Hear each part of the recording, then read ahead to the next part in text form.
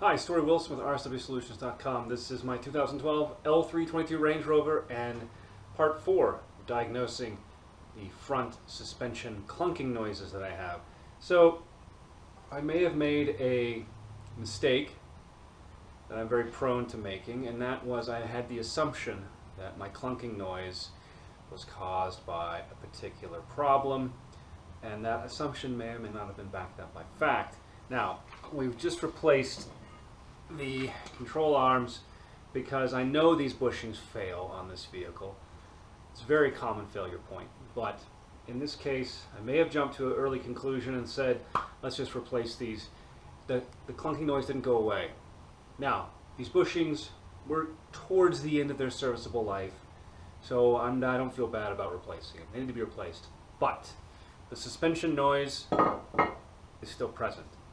So maybe let's back up a second and start this diagnostic procedure over again from the beginning. Today, let's do some common practices to investigate. Let's jack up the vehicle and see if we can replicate the clunking noise in any of the ball joints. So let's jack this vehicle up, put on some jack stands, and we'll go from there.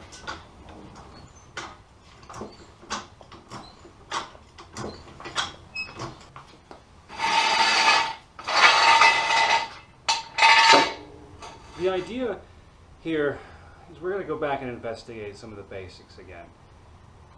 We know the bushings are okay, but let's double check visually some of the sway bar bushings. Sway bar brackets, mounting brackets, make sure they're secure. Let's also investigate the ball joints further. I know the ball joints are a little bit dodgy, but they didn't seem like they were completely shot. Didn't feel comfortable yet that that was the actual cause.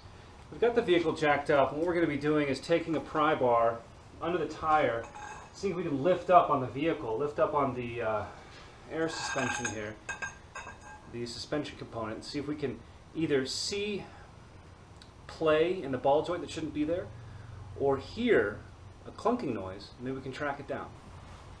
What we're looking for is play in the control arms versus the hub. If our ball joint is shot, we're going to see a difference in motion between the hub and the control arm. They should move in unison, and if there's any opposite movement, then we know there's something wrong with the ball joints here. We're going to take our pry bar and simply move up on the suspension as best we can.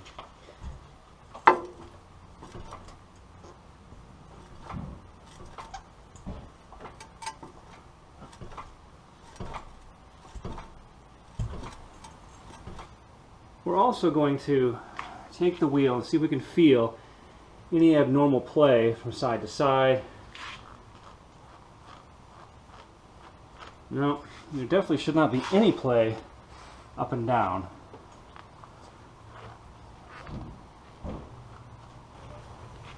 We also want to investigate these bushings. There's two bushings, primary bushings for this sway bar here. And these bushings can wear out and the brackets can become loose as well. If we take a pry bar, we should simply be able to check, see if we can cause any movement here on this bushing. No, nothing there. Nothing there. We'll visually inspect them as well to make sure they're not cracked or degraded. But this sway bar appears to be mounted correctly without any movement. We'll also see if we can move the engine at all. Clunk, clunk. No, nothing there really. That's normal. Engine mounts appear to be okay. At least I can't replicate that noise. I don't seem to be able to move it any more than we've normally seen during driving around.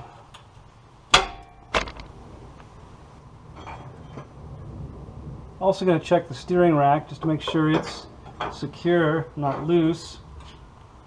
It's not budging at all. That's good. On the other side of the vehicle, jacked up on jack stands, we'll try the same thing. Check for steering rack movement.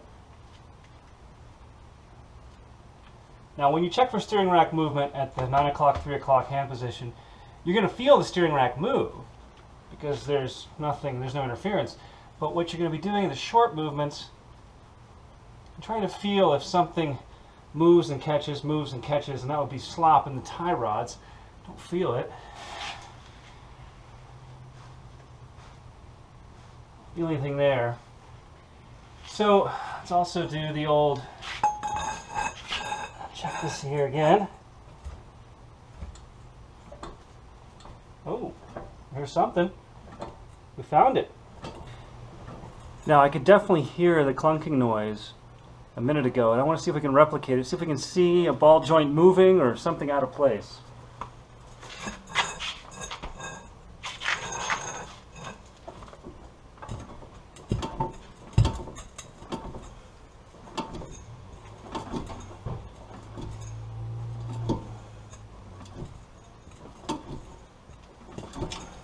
So I had a concept here that if we were to impart some energy into these by hitting them, maybe we can hear the difference and find one that sounds close to what I hear in the cabin from previous videos.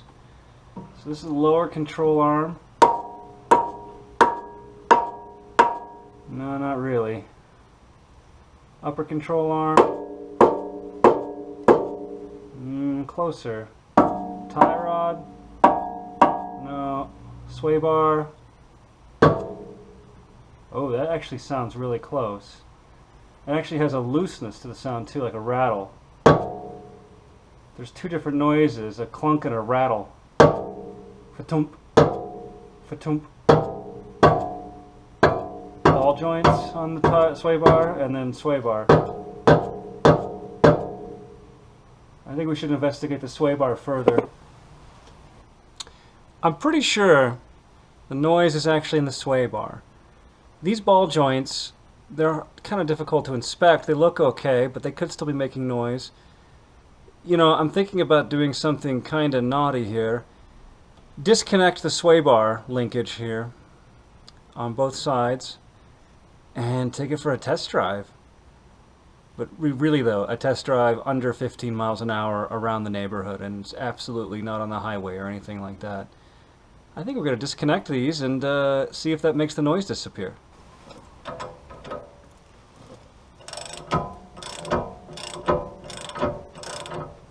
So we have removed the right-hand side sway bar link, and let's take it on a test drive on our little bumpy road course here and see if we've eliminated the rattle clunk noise.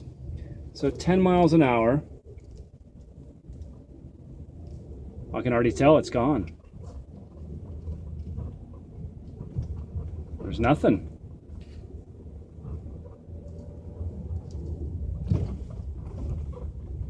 No clunking, no rattle. So that means our problem is isolated to the sway bar. Now whether it's the ball joints or the sway bar mounts, we'll have to see. My guess is we'll start with the sway bar ball joints. So back from the test drive, terrific result. We removed this sway bar linkage completely and took the car for a drive. The noise disappeared immediately. No noise, and the suspension feels so much tighter. So the problem could be in the ball joints or the sway bar bushings. We know the bushings are okay. The ball joints, I can actually feel the play in them, and it's bad enough where this is certainly what was causing that noise. Good news, these are easy to replace.